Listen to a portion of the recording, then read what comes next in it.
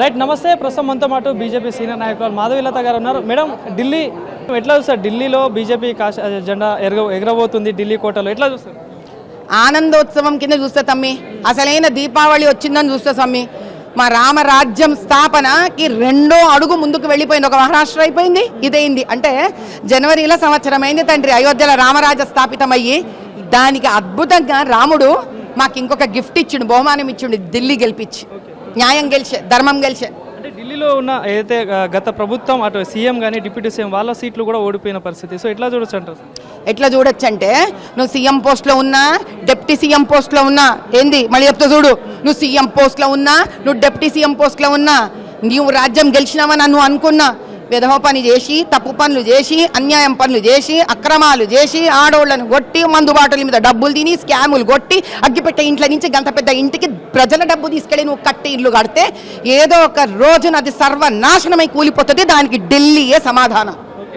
అంటే ఇప్పుడు తెలంగాణలో ఉన్న మంత్రులు, సీఎం అందరూ కూడా అక్కడ వెళ్ళి ప్రచారం చేశారు ఢిల్లీలో. సో మరి ఏంది అక్కడ కాంగ్రెస్ పార్టీకి ఒక్క సీటు కూడా రాని పరిస్థితి. సో ఎట్లా ఏం చెప్తారు? అంటే దాని అర్థమైంది తెలుసా? ఇక్కడ గూబ గొయ్యని కొడితే ఆడదాకా వినిపించింది. అంటే ఏంది, ఇంకా వీళ్ళదేం నడవదు, ఇంకా అయిపోయా. దేవుడు చెప్తుండే వీళ్ళకు, స్వామి మీ క్లోజర్ వచ్చేసా, నీ పరదా మూసేసినావు, నువ్వు ఇంకా ఎక్కడ పోయి పరిగెత్తి పోయినా కూడా నీకు ఇంకా విలువ లేదు. మీ కాంగ్రెస్ వాళ్ళకి ఎక్కడ ఎవడు ఓట్లు వేయరు అని మహారాష్ట్రలో చెప్తే వీళ్ళకి అర్థం కాలే. ఇప్పుడు పూర్తి సున్నా తెచ్చుకుంటే తప్ప వీళ్ళకి తృప్తి రాదు, క్లారిటీ రాదనమాట. ఆ క్లారిటీ అనికి వీళ్ళు ఎంతమంది తిరిగి వచ్చిండ్రో అంత వేస్ట్ అయి రిటర్న్ వచ్చిండ్రు. ఆయన తిరగడానికి నువ్వు ఏం చేసినావో చెప్పాలి కదా స్వామి. తిరుగుతుంటే నువ్వు ఏం చేయకుండా ఏం చెప్పి తిరుగుతావు? మహారాష్ట్రలో పోయిండ్రు, ఏమన్నారు, సోయాబీన్స్కి నేను తెలంగాణలో 6,000 ఇస్తున్నానని చెప్తావు. అసలు సోయాబీన్ పండుతుందా స్వామిడ? అబద్ధాల మీద ఎన్ని దినాలు, ఇదే గాలి మేడల్లాగా ఎన్ని దినాలు నిలబెడతావా రాజకీయాలు? అబద్ధాల మీద నడవలే. అందుకే ఢిల్లీలో ఇప్పుడు ఇక్కడ కూడా ఇష్టం వచ్చినా నడుస్తుంది.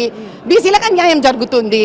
నువ్వేమో కులాల వర్గీకరణ చేస్తేవి, విరగొడుతీవి. సరే ఇరగొట్టినావు, బీసీలకు న్యాయం చేయాలా లేదా? అట్లాంటప్పుడు ఉన్న వాళ్ళ రిజర్వేషన్ కూడా నువ్వు 10% లాగేసుకుంటే ముస్లింలకు ఇచ్చి, ముస్లింలు ఎవరు ఇప్పుడు మరి కుల వర్గీకరణలో వస్తారా, మైనారిటీల కింద వస్తారా? మైనారిటీలు ఇస్తున్నావు వాళ్ళకి, ఈడ ఇస్తున్నావు. అంటే ఏంటి, నీకు ముస్లింలు ఓట్లు ఉంటే సరిపోతుంది. అట్లా ముస్లింకి నువ్వు న్యాయం చేస్తావంటే ఏం చెయ్యవు.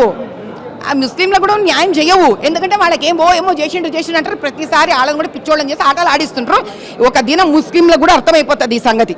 కానీ వాళ్ళుంటే చాలు నీకు అనుకుంటున్నావు. నీకు హిందువుల ఓట్లు వద్దు, కాంగ్రెస్కి హిందువుల ఓట్లు వద్దు. ఇదే నిర్ణయం మహారాష్ట్రలో తీసుకున్నారు, సున్నా నాశనమై బయటకు వచ్చిండ్రు. మళ్ళీ ఇప్పుడు అదే నిర్ణయం తీసుకున్నారు. బీసీలు అందరూ కలిసి ఈసారి వీళ్ళకి మంచి వాత పెట్టి చూపిస్తారు. అంటే స్థానిక ఎన్నికలు రాబోతున్నాయి, అందుకే ఇదంతా ముందుకు తెస్తున్నారు అనుకోవచ్చా? అంటే తెలంగాణ రాష్ట్రంలో స్థానిక ఎన్నికలు రాబోతున్నాయి కదా, అందుకే ఇదంతా ముందుకు తెస్తున్నారు అనుకోవచ్చు. ఎవరు? మేమా? కాంగ్రెస్ పార్టీ. ఇప్పుడు నీకు అర్థం కాలే నాయన, నువ్వు ఎలక్షన్స్ ఉన్నా ఎలక్షన్స్ లేకపోయినా నీకు వాత పెడితే నీకు తగలదా? ఇప్పుడు 10% తీసుకెళ్ళి ముస్లింలకు నువ్వు రిజర్వేషన్ ఇచ్చేస్తీవి, బీసీల నుంచి పీకి వాళ్ళకి ఇస్తీవి. ఎలక్షన్స్ ఉన్నా నాకు అదే నొప్పి తగులుతుంది, నాకు ఎలక్షన్స్ లేకపోయినా నేను హిందూ బీసీ అయితే నాకు అదే నొప్పి తగులుతుంది. ఎలక్షన్లతో ఏం సంబంధం స్వామి? నువ్వు ఎట్లా ఆలోచిస్తున్నావు ప్రజల కోసం అనేది ముఖ్యం. అర్థమైందా? అంటే నీకు హిందూ బీసీ ప్రజలు నీకు వద్దు, మొహం మీద కొట్టి చెప్తున్నావు నువ్వు. ఇంతకన్నా మనమేం కాలే, అంతే. సో ఢిల్లీ కోటలో కూడా గత 28 సంవత్సరాల తర్వాత బీజేపీ అధికారంలో రాకపోతుంది. సో అభివృద్ధి దిశలో మరి ఢిల్లీ ఈసారైనా ముందుకు వెళ్తుందా అంటే ఏం చెప్తారు? ఈసారైనా ముందు వెళ్తుంది. అదే దీప్యమానంగా వెళుతుంది. ఏదో న్యూయార్క్లో, లండన్లో చూడు కాదు, ఇప్పుడు చూస్తారు మీరు. అస్సలైన భారతదేశ రాజధానిని ఇప్పుడు చూస్తారు. ఇక్కడి నుంచి 5 ఏళ్లలో ఇప్పుడు చూడండి దేదీప్యమానంగా. ఆయన ఏడో 10వ స్థానంలో ఉంటే ఆర్థికంగా ఎత్తి తీసుకొచ్చి 5వ స్థానంలో కూర్చోబెట్టిండు నరేంద్ర మోదీ గారు, ప్రధానమంత్రి గారు. ఈ 5 ఏళ్లలో అసలు ఒక క్యాపిటల్ సిటీ, ఒక రాజధాని ఎట్లా ఉండాలి అనేది భారతదేశాన్ని చూపిస్తాడు. 140 కోట్ల జనాభా దేశమయ్యా ఇది. అంటే ఢిల్లీ ఫలితాలు తెలంగాణ రాష్ట్రంలో ప్రభావం ఉంటుంది అంటే, రాబోయే ఎన్నికల్లో దీని ప్రభావం ఉంటుందా అంటే? ఖచ్చితంగా ఉంటుందయ్యా. ఎందుకంటే ఇది రాజకీయాలకు సంబంధించింది కాదు, ప్రజలలో వస్తున్న జాగ్రత్త ఇది. అంటే మహారాష్ట్రలో ప్రజలు ఏం చేసినారు, కళ్ళు తెరుచుకున్నారు, అర్థం చేసుకున్నారు. దాన్ని చూసి ఢిల్లీ వాళ్ళు ఏం చేసుకున్నారు, తెలుసుకున్నారు, కళ్ళు తెరుచుకున్నారు.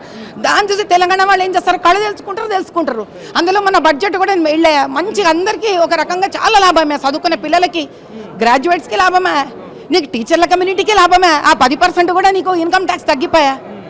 మరి నీకు మరి మనం తిట్టుకున్న వాళ్ళు కూడా ఉండరు మరి ఆర్థిక మంత్రి. కానీ ఎక్కడ తొణకలే వెనకలే ఆమె.